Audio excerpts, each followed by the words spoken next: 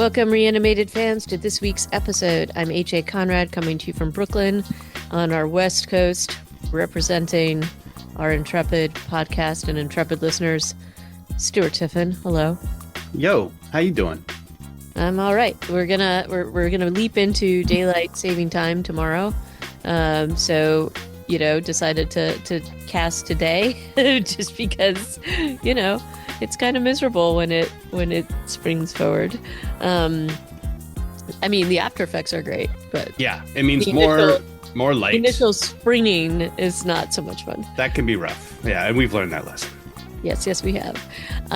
So anyway, few little news items. And then we're going to be talking about Die Alone, which came out in 2024.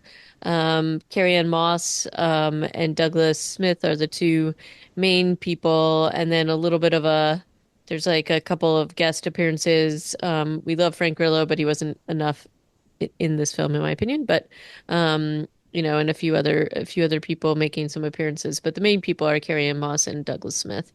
Um, and this was a film by Lowell Dean, both directed and written by. And um, I am very curious to hear what your thoughts are on this. So a couple of interesting little things within that film. Hmm. But before we get to that, let's talk about some of these news items. So there was one. This is a New York Times article that came out, and it's like the creators of Silo and Paradise, just about their sort of view of the world after an apocalypse. I feel like it's a little bit bleak. Don't know what you thought, Stuart. And it was trying to draw some parallels, just in terms of our world and sort of what's going on today. It's Um, bleak for a good reason. I mean, these are I both know. shows about the end of the world and how people might survive. They kind of name drop Snowpiercer in this article too. I thought it was a really good write-up, and I was surprised to see it in the New York Times. I was happy Yeah, to see it. agree. But it was good. Yeah, my wife and I are watching Paradise right now. We're working our way slowly through it, but it is like fascinating what a night and day portrayal it is of those two different approaches to the post-apocalyptic bunker living. It's a good article. It's called Silo Paradise Housing Shortage is the Slug. It's after the Something like that. apocalypse, will we decamp to a suburb or a high rise? Correct. It's a good article. Yep. And then next up, there is like a few different like trailers that have come out. Night of the Zoopocalypse, which is an animated feature, and about animal zombies or pet zombies or Yeah, something. this So, this trailer made me not interested in watching this movie. I don't know what is did you get that sense too? yes, agree. And I don't think I'll be watching it, but It's um, weird. Like what does it's it a little just weird. look cheap But or bad or like yeah, something about the characters are weird. I don't know. it looks strange. That said, you know what? Who are we kidding? I'm gonna watch it. I watch bad things all the time just to see how bad they can be. So I think, yeah, I'll be watching it, but I don't know that we'll be reviewing it. And HA uh, and I don't subscribe to the whole philosophy that life's too short to do bad things. We do bad things a lot. I totally do bad things. Um, but yeah, so maybe it'll surprise us, but based on the trailer, maybe not. Next up is The Bondsman, which is not a zombie film, more of a demony film, but it looks actually kind of fun. So I don't know. I will definitely check it out. Whether we actually talk about it or not is another matter. What Yeah, and did you this is think? that Kevin Bacon film. We talked about this like a year ago. We were like, "Oh, Kevin Bacon's making a zombie movie." Well, it wasn't clear that it was a zombie movie, but it was clear that it was going to be coming out. That he was the guy who died and comes back to life, I guess. And it's a series, right? It's not Right, it's a series. And it's so coming to Amazon Prime, which is kind of weird too. yeah. So anyway, he is a bad person who was brought back. And Why do you think he's a bad person? because I think that's the whole reason why he was brought back, right? Is Oh, that he's okay. like paying the piper. But maybe I'm wrong. But in any case, I really love Kevin Bacon, and I like that he has a sense of humor, and it feels kind of like there is a sense of humor about this. I don't know that it's gonna. Let's see how it goes, but I'm absolutely going to watch this. So again, I'm lining up my dance card with some questionable choices here, but Well, I don't. you'll get to see how bad of a choice this was on April 3rd when it comes out. Yep, I am absolutely doing it. And then next up is Operation Undead, which is a Thai movie. I was just saying I have just seen Operation Mincemeat, and so I wonder if they're playing with that theme potentially. But essentially, it's going to be it's a World War II um, kind of theme, right? Yeah, and it's And like about a biological weapon, I guess, that turns yeah. people into zombies. And this is going to be in like this is a Thai movie, I believe. So that's like the main the theme of it. And so and that came out in August. So that's already been out. So we probably may take a peek at this at some point. What I do love what comes up when you do look up this after I was like watching this and looked up Operation Undead, there was somebody that says, "Is Operation Undead a true story?" So, and you know, What? yeah, yeah. So that was actually pretty funny. Um, so anyway, that's Yeah, I thought that the trailer makes it look like this movie has pretty high production value. yeah, And like, some interesting cinematography choices. We'll see. yeah. I think it looked interesting, and there is a child in peril from a zombie, so that's terrible. Terrible? That's terrifying. Terrible. And then rounding out the news is some very exciting news. The Train to Busan director, um, Yun Sang-ho, is doing another zombie film, and this is supposed to wrap up the Train to Busan series. So I'm pretty excited. I'm not going to pronounce this correctly. I'm going to let you do it, Stuart. That's not fair. It looks like it's pronounced Gunchi, but that's not, I'm sure, how it's pronounced. It's Gunche. That's the name of the third and final Train to Busan movie from Yun Sang-ho. And it doesn't Yeah. say when it's coming out. This was just dropped in deadline, so it's probably a long way out. Yeah. And again, please accept our deepest apologies for our very poor pronunciations And of there will be all an things. English title eventually, but that's the Korean title. And apparently it means colony, but Mhm. like ant colony or like Oh, mycelia, colony, not like Roanoke. yeah. Well, I'm very excited to see that. So, um, yeah. So more news on that as it. I'm sure we will see a ton of it as things are unveiled. They're going to probably do a ton of teasers and things like that. Very So, exciting news. Very exciting. all right.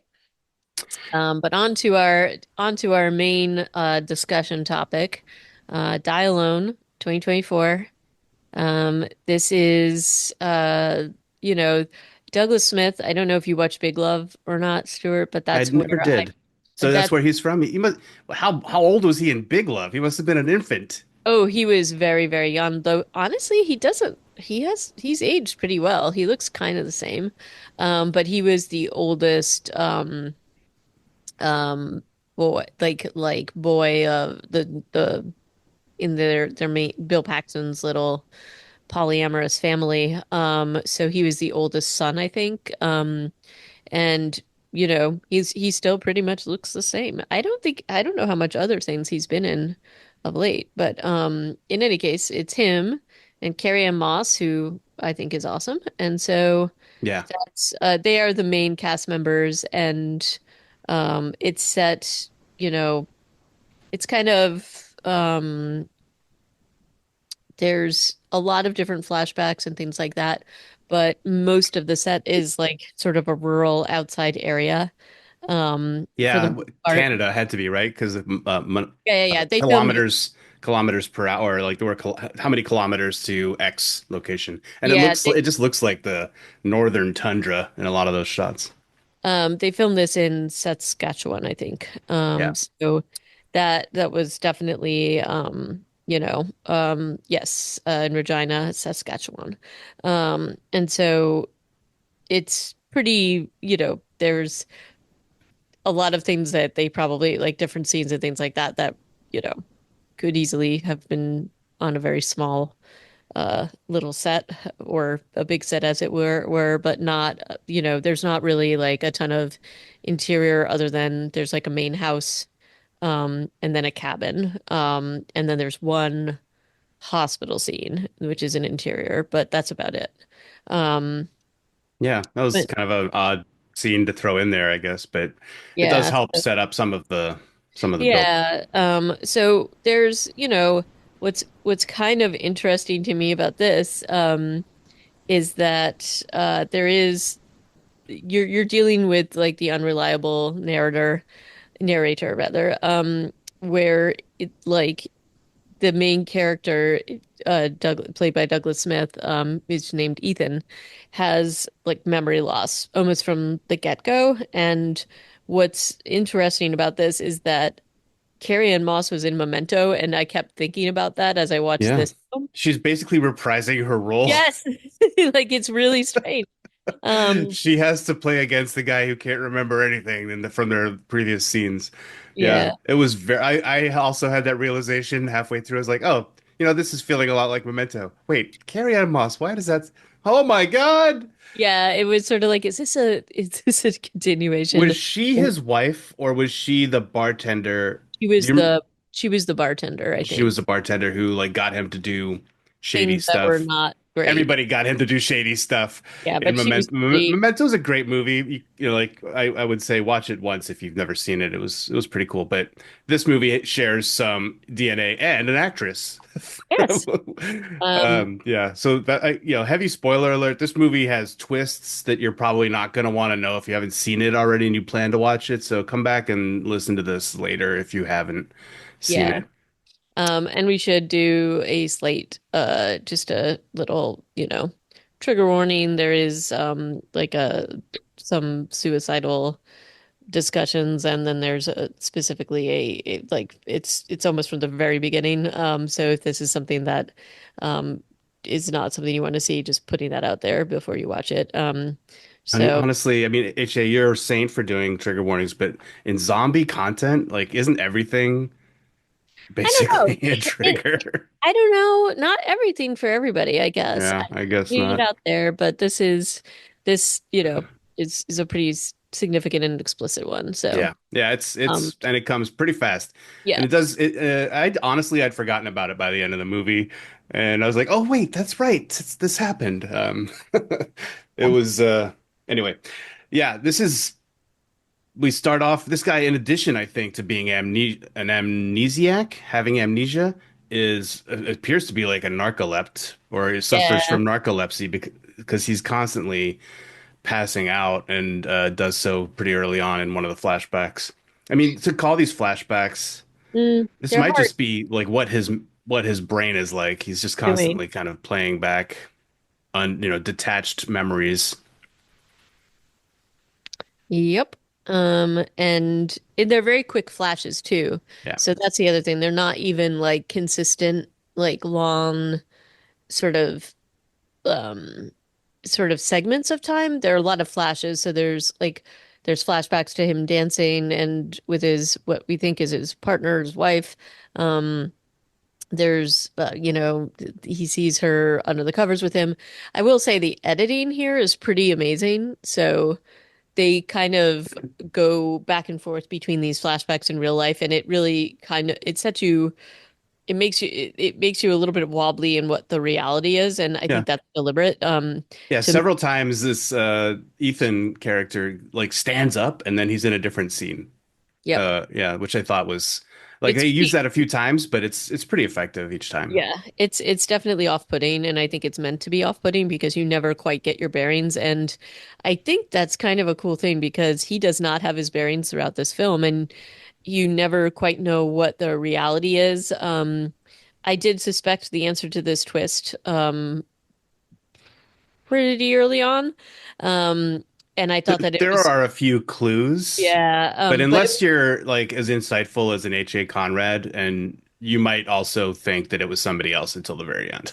by the way, my husband gives me a very hard time for this tendency of mine because he does not want to know what the twist is. Yeah. And the fact that I know it and say it is like, it's sort of annoying. And so I have to just kind But of, can I just interrogate you on this a little bit? You didn't think this is very late in the movie, so forgive me for going that far.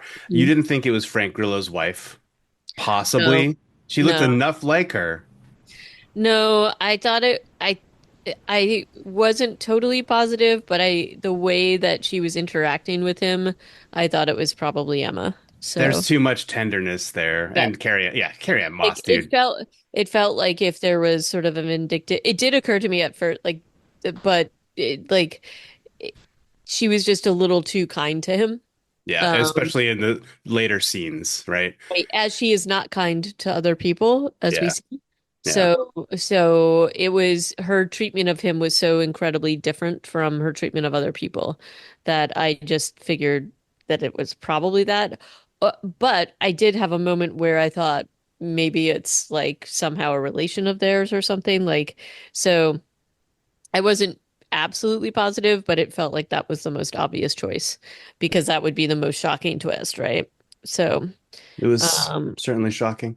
yeah. Um, I wondered going back into the timeline here, one of the first scenes after the guy appears to shoot himself, Ethan, they're driving in the rain at night. They're getting a wireless emergency alert on their phone. Which do you remember when The Walking Dead was sued by the who was it, the FCC or yeah, I think no, is that right? Yeah, they're the ones who do transmission stuff. Mm. Is that right?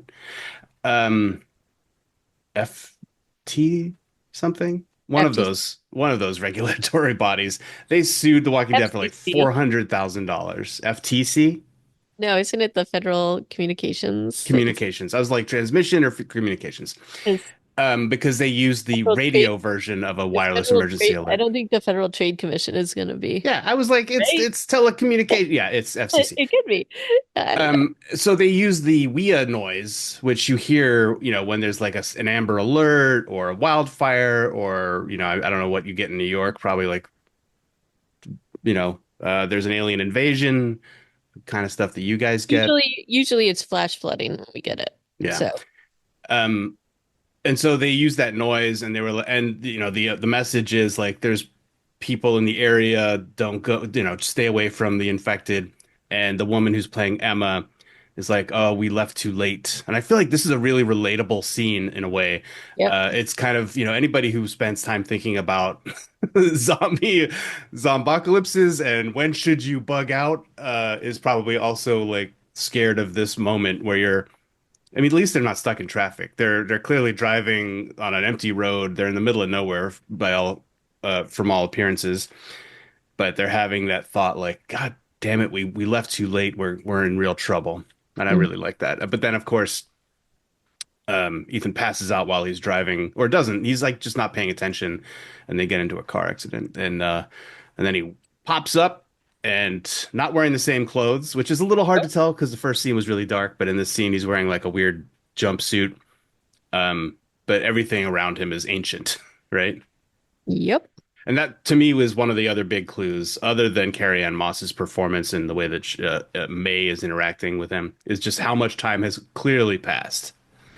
Yeah, and it's very, very off-putting, just to like um see him sort of like look over. Emma's not there, but there's blood places, and Like he fresh is, blood. yeah, and he's like in a jumpsuit now, and like it's he goes out and it's this like abandoned town, and I will say like this is pretty successful just in terms of putting, for me as an audience member, it is very confusing and feels like confusing and off-putting, and um it's just disorienting. Yeah. Like he's disoriented and like walking around and has no idea what's going to happen. He's looking for Emma. And then there's a little bit of a drone shot and you can see like the whole thing is abandoned. Like there's overgrown grass. There's somebody wrote like something like God something on the roof or something. Yeah, there's a fair amount of that, the graffiti saying like, "Oh, Yeah. dead inside," or "Please help Yeah. us, SOS." Like, and then there's like fire damage on buildings and Yeah. things have like fallen apart. There's grass growing through the road. Yeah. So you already know that it's not the same timeline or like something has happened because although he is identical appearance wise, except for his clothing. And then he runs into some like Mad Max guys, and you're like, this doesn't feel right at all. Something is Nope. way off here. And that's also where we meet May. I don't know why they were going to shoot him in this scene. They just kind of, one of the guys in this truck who drives around the corner first is like, "Are you lost?" And, oh, I think it's because Ethan says, "I just woke up and I don't know where I am." Yep. That which is apparently a tell. They had lots of shots of flyers and like these are the symptoms of infection. Watch out for them. And I thought it was the one that I mostly looked at was like headaches. And I kind of lost. I didn't really pick up on the amnesia and other things as a symptom of infection right away. But that reaction now makes more sense when he's like, "I don't know where I am." Right. And so that was later we find out that that's like a reaction. And we only glean that, as you said, from like the little flyers and things like that. Yeah. Um, so yeah, so that makes a lot more sense, their reaction. But then they're taken out pretty quickly by Carrie Ann Moss. And it's an interesting reaction because she said something about you know, I'm blind or whatever because she killed one of them and Yeah, and she she's kind of upset that she killed one of them. yeah, and Yeah. then you don't know if it's like, um, does she know them or whatever? And then asks for his help to like drag the other person into the thing and he just passes out. And so she's like, oh, great, He's constantly passing out in this movie. yeah, he's useless. So yeah. Um, in any case, it's a lot of like unfolding of the story, which, and he wakes up in a house and again, just total disorientation. And so the interaction between him and the May character kind of interesting. So she's, offering to feed him and tells him to put on clothes and that kind of thing. And he's just on his goal to find Emma, who he said was they were on the way to the cabin, they got into the accident. This is what he thinks.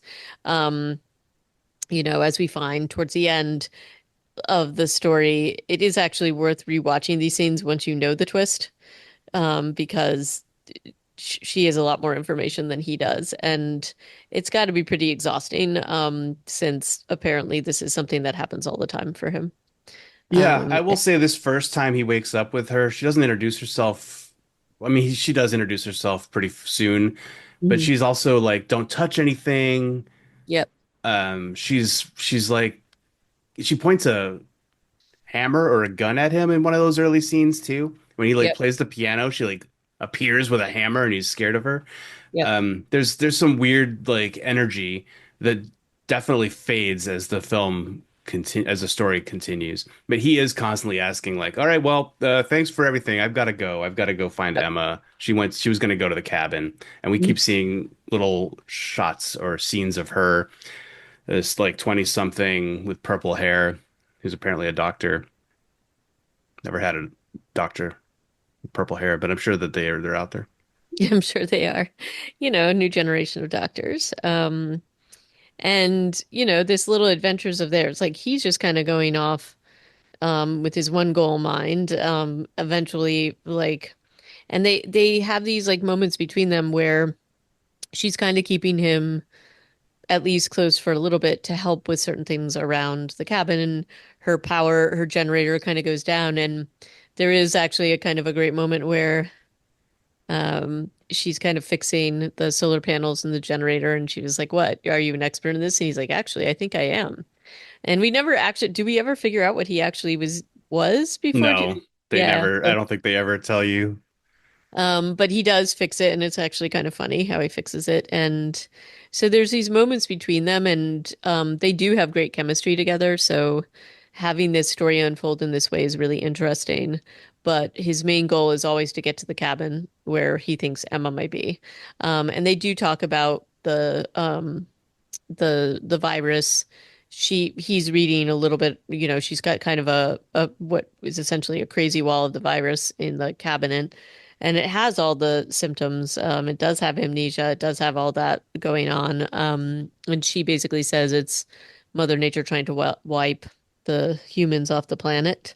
Um, and I think um when you think about all of this in retrospect, it must be really exhausting being May in this scenario because there's many things that she has to do to kind of keep this whole situation sustainable. Oh And yeah.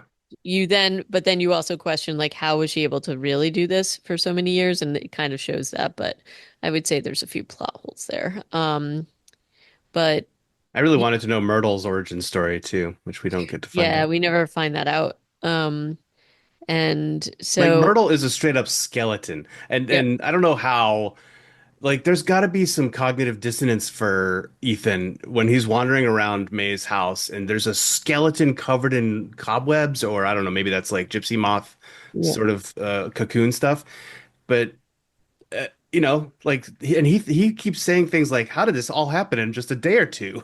You know, about like the breakdown of or how fast the disease has taken out society because he's just confused. I'm confused too as an audience member, that's for sure. yeah. Yeah, so it is a real balancing act for May to kind of keep all this up, plus, the stuff she's doing in the barn, which we find out later. Mhm. Um, but she feeds him possum wink wink soup or stew Yep. and then um he has supposed to ride her generator bike and he does it for a while and then gives up because it's like go faster and he's like screw this. That was funny. And while she just sits in an armchair, listens to music and drinks and then gets him to dance with her, there I think you're like, well, yeah, she certainly every time he says I've got to go, she just redirects or changes the subject.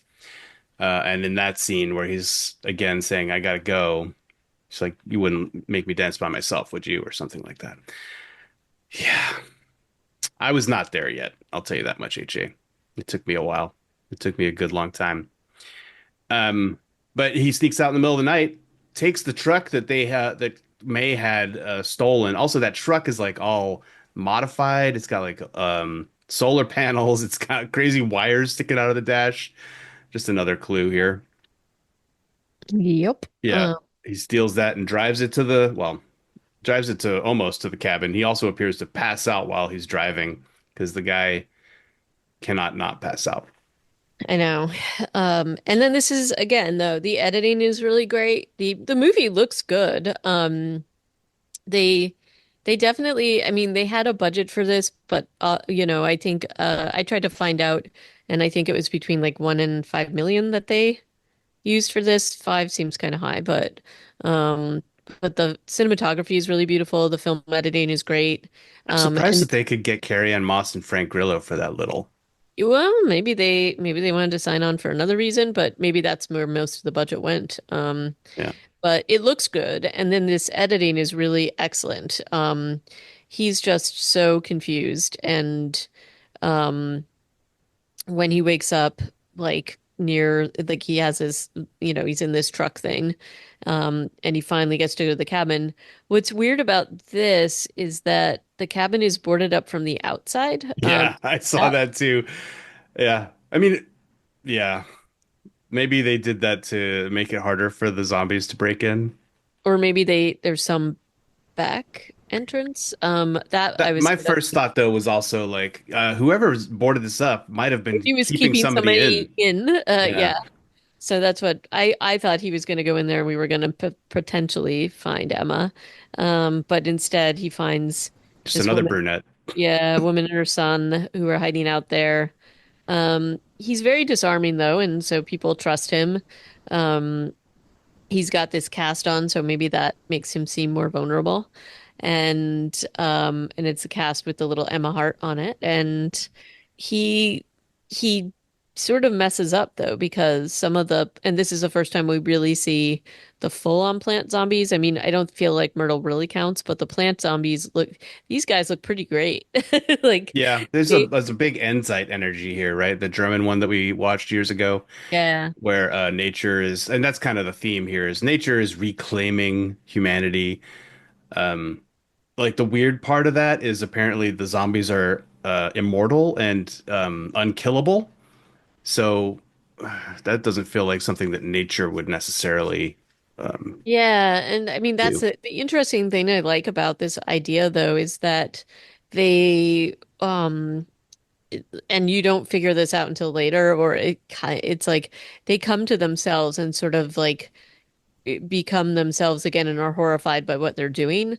So, like sometimes there's kind of like mindless plants or organisms going around, but then, um, and it's related to them eating human flesh, which is really creepy, but they kind of become horrified at what they're doing. And so we see this repeated several times, throughout the film, but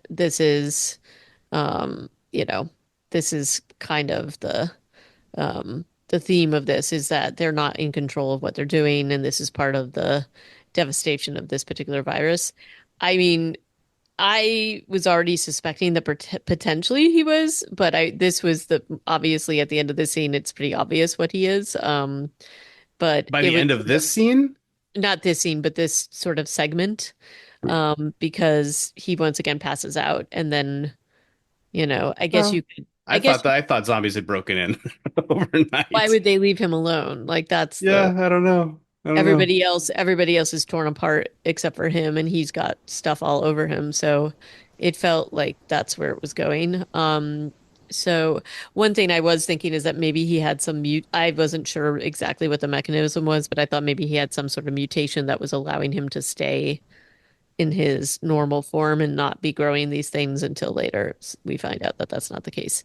Um, but he, is horrified to see the woman and the child. The woman inside is dead, and then he goes out, and I think the child's out there too.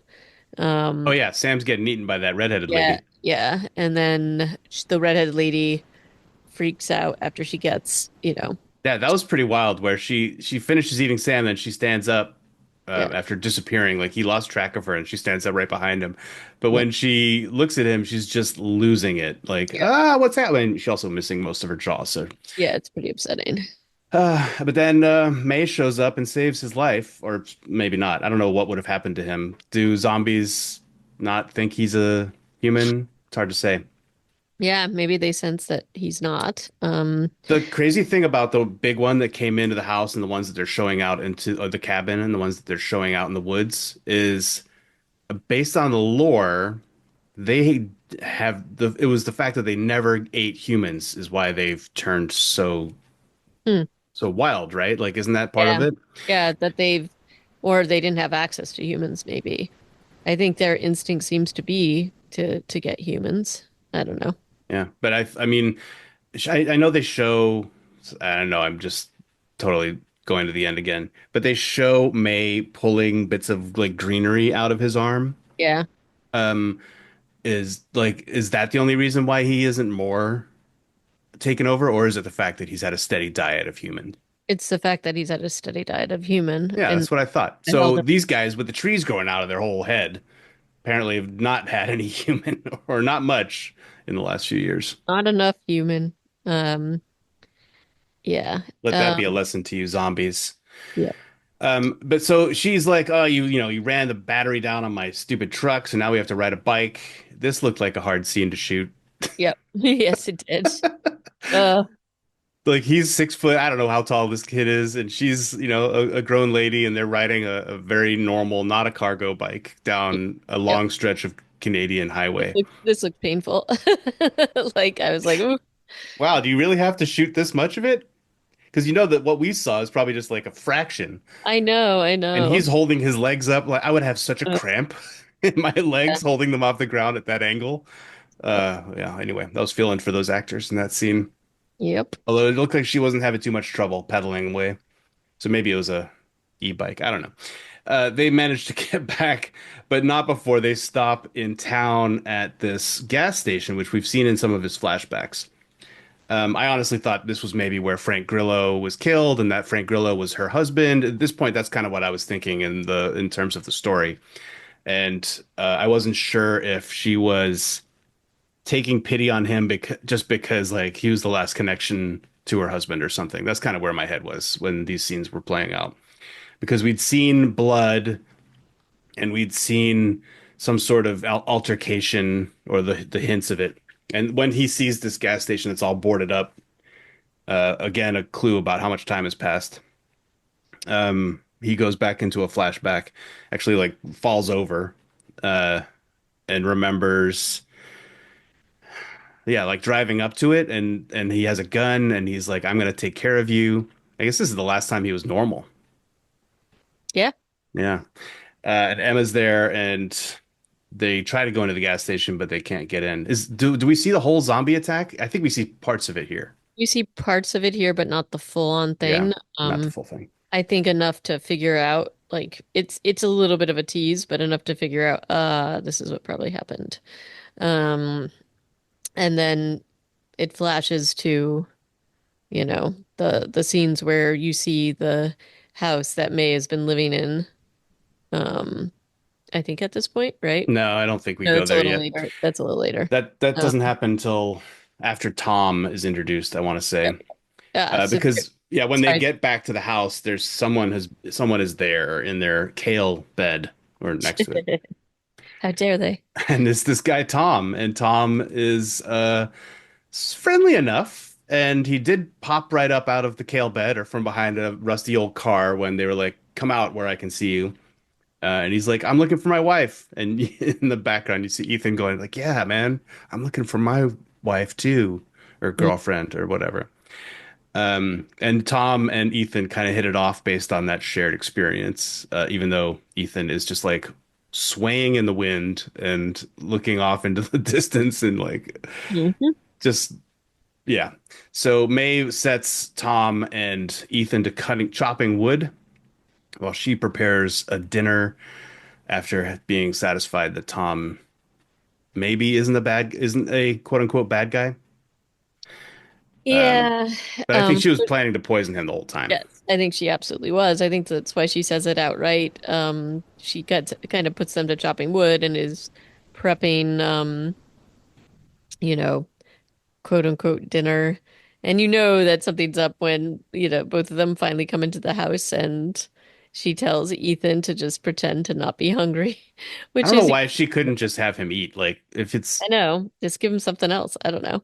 or It's just weird. have him eat the Ativan and he can go to sleep. I Right. mean, well, it's a bummer that she'll have to repeat a lot of the things she's already said to him today, but he needs to. I guess he needs to eat human Yeah. So meat. maybe hiding that is a little harder. But anyway, you know, she's incredibly sketchy to her. She's like kind of seeming, she seems just suspicious during the scene, and maybe that's just because we know something's going on, but essentially she's drugged this guy and he's pulling the gun on her that he sneakily hid outside. He's talking about his wife, that she came to the He's house. convinced that yeah, because Yeah. his wife had said, "I saw a house with power." Hmm. So he's like, "That's it. It's you. You killed my wife and Ethan's wife, you devil." Hmm. And then he passes out, and she runs upstairs to get like the longest amount of time. She runs upstairs to get her quote unquote insulin, but it's Hmm. just a thick red liquid inside Yeah. the syringe. For Ethan, it's for blood for Yeah. him. Yeah, and meanwhile, nobody locked the door, and two other armed men come into the house named Fox and Wolf. Yep. I'm not sure why they Yeah. have those names, but it's just their Mad Max personas. It's Yep. their end of the world, and there's been a fair amount of like these people who live in the world are wearing like furs. Um, like whoever did the production on this took a camelback and like added some extra fur edge to it to make it look Yeah. more end of the world. I was like, huh, I don't know that I would have taken the time to do that, but it does make him look more post-apocalyptic. So I That guess. makes him a little bit more Mad Max, I guess. Um, But now they've got her at gunpoint, and Tom is tearing the house upside down. Ethan finds this heart-shaped locket, which we've seen in a bunch of the flashbacks, which mm. belonged to Emma, and now he's convinced that May has killed Emma. I don't know that he's totally convinced of that, but he thinks she knows He puts a something. gun in her face. I mean, Well, he wants to know what happened. Yeah. And then the fox and wolf are out in the barn because they think there's something suspicious out there, and it is there quite sure true. is. Yeah. Yeah. But they trip off a booby trap, which I don't know. This is not a great booby trap because it destroys her surgical suite, the Correct. barn.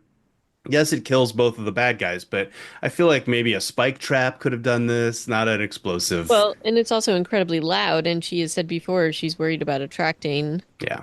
things, and so it feels like this doesn't make the most sense. This isn't the best.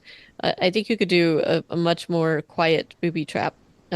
And it But wouldn't have hurt the story to just kill off Fox and Wolf in a way that doesn't seem to be self-destructive for her whole setup. I mean, maybe she could just come up with all of this stuff again, but maybe. we Yeah, also have seen in this shot one of the guys from the truck from the beginning of the movie is in there and he's missing an arm. yeah, Um, yeah, and I was still like, why is that guy in there? Why doesn't he have an arm? What's going on here? yeah. I also was wondering. Really? I I didn't. Okay. Well, no. This was sort of like why. Like I didn't fully understand what was happening. So that part I did need to have laid out. I wasn't sure if she was torturing him for some other reason. Yeah. Um, But it sure but looks like somebody who is a doctor has done this to this yes, guy, yeah, right? like his arm is very expertly wrapped. He's in a medical coma. Yeah. Yeah. And so, but then everything just kind of becomes clear and completely unravels here. We actually do see Ethan, have his other you know, um, we have his full on sort of like zombie scene where he eats Tom, set off by the fact that, that's the other interesting thing. Ethan like held this gun and she at one may had said shoot me and then he didn't and he goes no and she goes oh good because you would have blown off your hand or blown you That was died early on, yeah, because she's somehow rigged her M9 to like blow explode. up your hand. But then after it blows up Tom's hand, she has that same gun in her hand later on in the movie. Yeah, So, not some continuity issues there, but in yeah. any case, Ethan just shows what's this totally is like full circle. And he's set off by the whole like blown up hand and he eats Tom So essentially. I get it here that he turns because I guess there's blood and he hasn't had any human meat. Well, I guess since the night before when he ate Yep. Jolene. But Yeah. when he went to the cabin and ate Jolene, he had just had human meat dinner with Yeah. May. So I'm not sure why he would have turned overnight. Like I don't know, unless but he has to maybe eat every he's 3 hours, in which case, it how the sounds hell is May kept up with this? well, and so that was my question, and I think that is one big plot hole, which is maybe it's just getting worse and worse, and it sounds like maybe it is. So maybe it wasn't as bad in the beginning. But yes, it feels like he has to eat an awful lot and Yeah. continuously for this to work. And There's so, also that interesting scene at the cabin, just to backtrack a minute, where he finds the cell phone inside the birdhouse. oh yeah, yeah, And it still has a little bit of battery power. And this has been like 30 years it's been in there. How and who put it there? And May must know that it's there. And I'm wondering, like, it's part of this little trail of breadcrumbs that's a complete red herring, right? Where you're just like, oh, yes, the birdhouse phone. There's no way that that phone could be 30 years old. It still has a little bit of battery power. Meanwhile, right. mine would have run out of batteries the next day or something. And also, it wouldn't totally like it's not like who's keeping it going? Like it just wouldn't It work. I was don't wrapped up in a plastic bag, so it'll know. last for forever, decades. Yeah. But yeah, that was just a total red herring scene, except that it does show Emma saying, if you're seeing this and I'm not with you, your amnesia is getting worse, and I don't know how much longer I can keep this up. I think that's what when you just said maybe it's getting worse, like his episodes, I think it was the fact that he kept forgetting things, Yeah. and that was when she recorded that. But clearly she stuck with it Hmm. for decades. But it's back at the farm. He's thrown up Tom's ear and tongue, and now he's like coming back to himself. Is this where she basically talks? No, they still don't talk about everything because the next day he wakes. She's just like, "Don't worry, you're not going to remember in the morning." She's still trying Right. to keep it going, and the Yeah, and next I mean, day, and it's pretty rough. It's pretty rough. I yeah, mean, she's like, "Don't worry, you won't remember any of this nonsense." And yeah, and then when he wakes up, he's got a green heart on his cast, which is pretty recognizably different from his old casts. Right away, I was like, "Oh, yep, that's a green cast now." So something has changed. Everything was starting to point to May for sure, mm-hmm. but how I still wasn't 100% sure. They're like, we have to go hunting, and they start to go off hunting, but here we have a couple scenes of Ethan standing up abruptly and going into a different scene. And the first one I feel like is where we first meet Kai, Frank Grillo's character, outside a very clean version of the house that May is living in. And he has a little girl, Caroline, and they refer to a Mrs., I think, in some of these Hmm. scenes, but they we don't see her. Until later. Yeah. Yeah. And look, this is, the Kai is trying to be cautious. He makes them strip down for somebody so cautious, though, I have to say. Didn't The he cast didn't seems wonder somewhat about the cast? suspicious. Yeah. But anyway, it feels like, but I think that's why this ha is like kind of an upsetting, not upsetting, but this is like a quintessential scene and how much Emma is willing to do for Ethan. Because, but this is the first time I think that it's happened where we see what happened, and You think so? Because that's yeah, Kai seems to suggest that they've got an MO, and how many other people has he killed, or have you guys killed? And he's like, and she's like, he's the only person I have left. So I think by that response, this is oh, already maybe, her MO. They're yeah. already just wandering the landscape, murdering humans Well, to keep Ethan going. this one's a pretty bad one though, and so. Oh, it's really bad. Ethan goes off the rails. It's pretty awful. Like he I kills mean, Tom. Kai could have ended this. Well, Mrs. Kai, whose name Yeah, is Sarah. I don't know that I remember her being introduced, but she looks enough like Carrie Ann Moss yep, ish that I was like, that could be her. yep, That was clearly a decision in casting. They don't leave the house after Kai's like, leave the house. I'm going to take care of this. He's already got Emma at gunpoint, and yep, Ethan's upstairs in the bathroom losing his mind. yep, And Kai like calls her out. He's like, he knows exactly the score, yep. but isn't fast enough. Nope. And then it turns into a whole fight. He also has left like a sharp knife on the table in front of Emma, and so she's totally stabs him.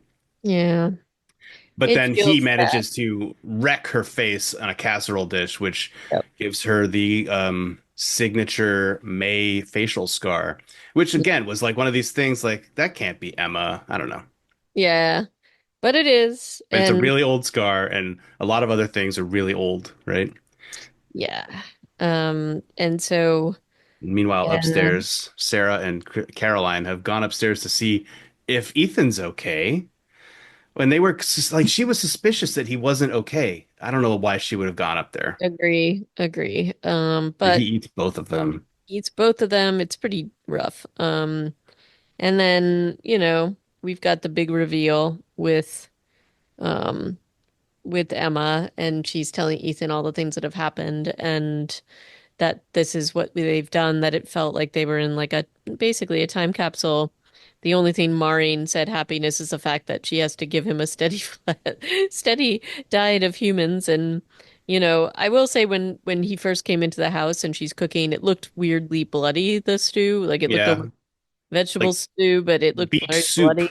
Everything is beets And all the time. Yeah. yeah, but anyway, like his realization, but there's also it's just so sad because he's not going to remember very soon. And he just um kind of takes himself out, but we know that that just doesn't matter because they're plants. So even though he's taking himself out at like, with a bullet to the head, it only like he's incapacitated for a short amount of time. He seems to get up right away. Yeah, I will also say during her like description of the last 30 years or however long it's been, yeah. there's such a tragic moment where she's like, and then one day you just You stopped just recognizing me. yeah. And they even show you that scene where Carrie Ann Moss is there talking to you know, Douglas Smith, Ethan, Yep. and she's like, "Good morning, sleepyhead." And he's like, "I'm sorry, who are you?" Yeah, And it's it's pretty rough. tragic. Yeah. And so she's like, "Oh, and so then I stopped being Emma and began being somebody else." Except that Hmm. she does have tattoos that he recognizes also. I mean, it's a pretty cool little summary. I was suspecting it at this point, like this was what it was, but how exactly it came together was still cool to see. And it's like a beautiful love story in a way, except that Emma, who is so devoted to this guy, Yeah. has murdered presumably hundreds of people. Yep. So she's definitely the baddie. She is, and she's kind of given up and exhausted, and so essentially she succumbs and lets him chow on her. Doesn't she And bite him to begin with? he does because I think she's trying to set him off. Yeah, and it And works. And then she and it gets works. eaten AF. And then there's a really cool montage at the end of them like dancing in the woods and holding hands and a lot of like beautiful shots of their faces against greenery. And then like I really like this that the way that that montage was shot at the end.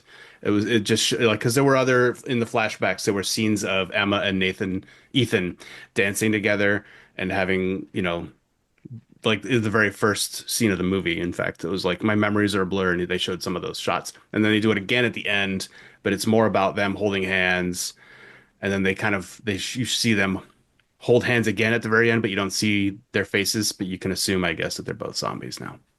Yep. I really And like that's that. it. But I think it is a like the scenes and everything are very pretty. I think it's an interesting, weirdly Memento-esque storyline. It's Memento meets Endzeit, it's Yeah, yeah, and I do think that the cast was great. I think that the storytelling, despite a couple of the holes that we mentioned, are is pretty good. I think it's worth watching. I think It's it not. was pretty slow. The whole Yeah, cabin scene, it's necessary on some level, but it just really slows everything it down. did. It did. But overall, I really liked it, and I thought, it was to me, it was worth watching. Very not a fast zombie movie, which I actually kind of liked. And it just sort of this weirdly slow decline of society and kind of nature taking things back, which I thought was an interesting take on all of this. But Yeah. yeah, yeah, so I'm a fan of it. Despite some of those plot holes, I did think the cast was awesome, and I really did like the editing and the filmmaking here. It's not a jump scare for the most part. And it is, I thought the effects, especially of the plant zombies, were pretty good, but most of this is actually more of a character-driven story between Ethan and May, and I thought that that was honestly pretty well done. I think it was only an hour and a half long, but there were parts that felt slower to me than they probably should have. So that was, but overall, I really enjoyed it. Yeah.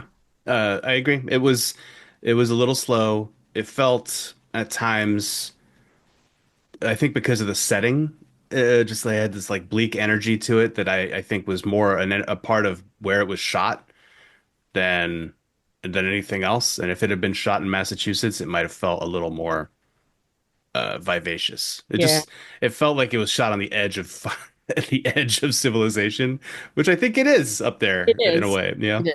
I don't know how much set dressing they really had to do for that town that they were shooting in, which was like an abandoned ghost town by the looks of it. Yeah. Which is probably great for the purposes of what they wanted to do 30 years in the future or whatever, but it really felt like a place that hadn't been a real place in a long time, which Yeah. is the point, I guess. Anyway, cool movie. Let's do another one next time we get together. All right. And thank you all for listening. If you had thoughts about die alone, let let us know at reanimatedpodcast@gmail.com. And thank you again for following along with us. We really appreciate it. All right, we'll catch you later. Bye for now. Okay.